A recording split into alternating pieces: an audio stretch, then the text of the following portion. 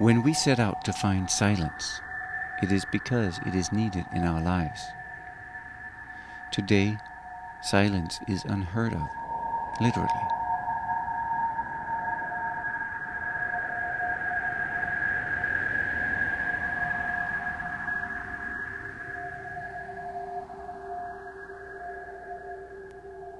Silence, as in the absence of movement, is the first step to silence of the mind.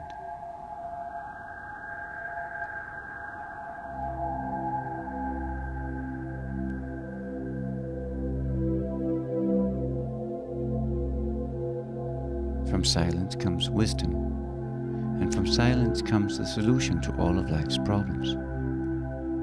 Today, problems are revered as they provide shelter from responsibility. Consequently, we drive cars, keep busy, watch television, make noise and empty conversation.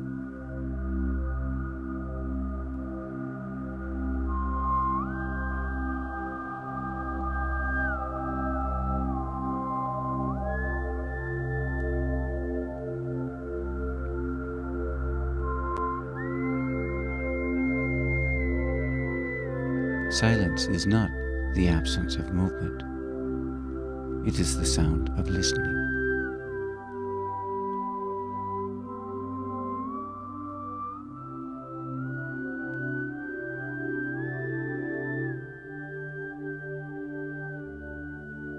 And who is listening?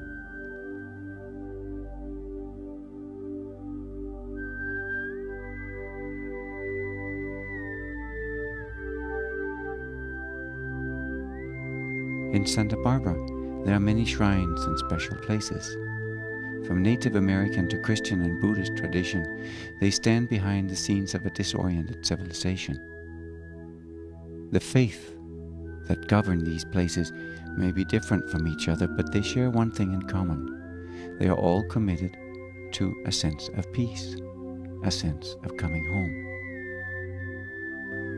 I decided to embark on this project of finding the sacred spaces in Santa Barbara for the need that I was feeling, first on a personal level, and second for the needs that I was of people around me who are in search of peace, inner peace, and what are the elements in life or in an environment which can provide us with some kind of peace and relief from this very hectic world.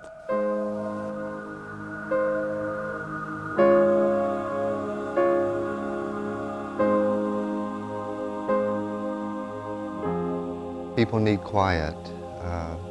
The world of today has really just lost its rhythm and its balance. And I think especially in the larger cities, and most of our people come from Los Angeles, of course, which is one of the largest cities in the world. And also the city that, well, right now it's the cultural capital of the world, and it's the city that gave us a 24-hour day and a 7-day week, and expressways, and it's the prototype of the 20th century city. And so the people who live there are under a great deal of stress and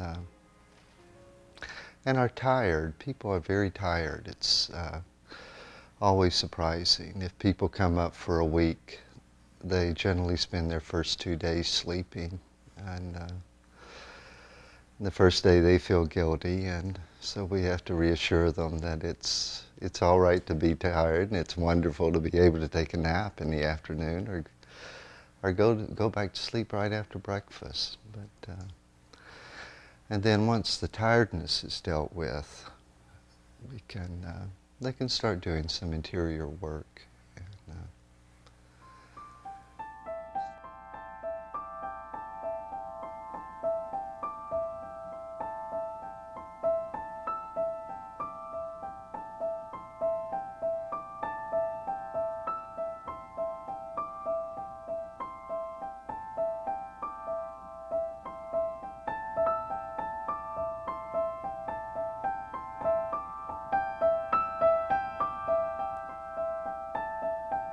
I've never known a person that doesn't have a foundation of shame, guilt, and fear.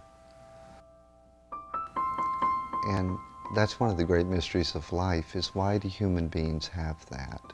We've tried child rearing, we've tried therapists and all of that, but it is there in the human personality. And it's, I think, part of what a monastery as a quiet place or a sacred space has to offer somebody, and a retreat, is to try to get through that hard shell into letting people know that they have a right to be alive, and that in being alive they are loved, and it's possible they are lovable and capable of love.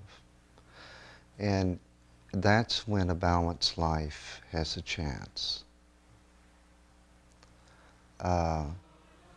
Until that kind of interior work takes place, a person can first say, I have a right to be here. I have a right to be alive.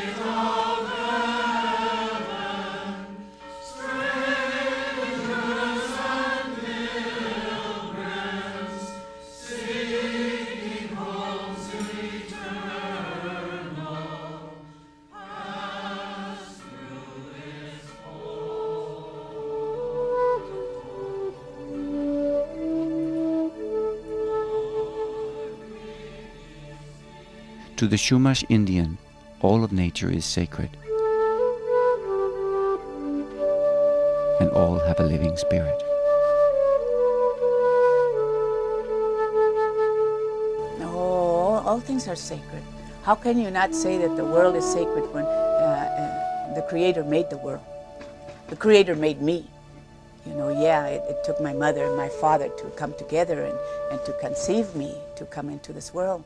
But the Creator is the one that had the biggest hand for that. For me to be able to walk this way, to walk my truth, to respect myself, because I really believe that sometimes we turn around and we kind of lose our path.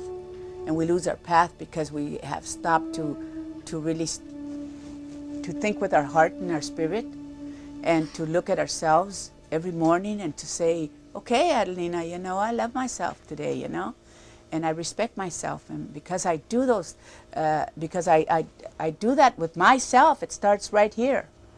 Then I can do it with everyone, you know. It hurts to watch any type of the foliage in the mountains and any vegetation disrupted. It's placed here by the Creator himself, grandfather. And my father would say, see that tree out there? He says, that's your church. That's your sacred place. He says, just because a man has built a building or dresses in a robe or wears a shirt with a reverse collar, he says, he is a teacher. He has learned through education of man.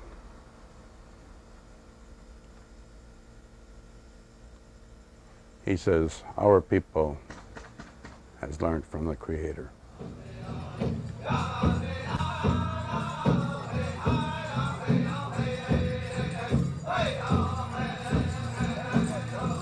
A powwow is a powwow, and it's not really a ceremony, okay? And another person might say, yes, it's a ceremony. It's a ceremony for me. You know, I go to a powwow and I really come into that sacred place in my heart looking at this powwow, or looking at a certain person, the way they're walking or the way they're dancing. So really, I mean, it all depends on the person.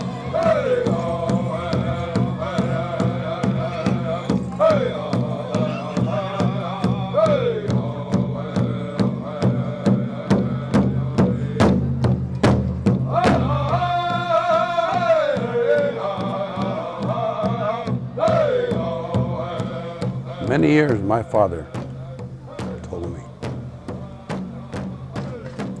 He said, son, watch this world.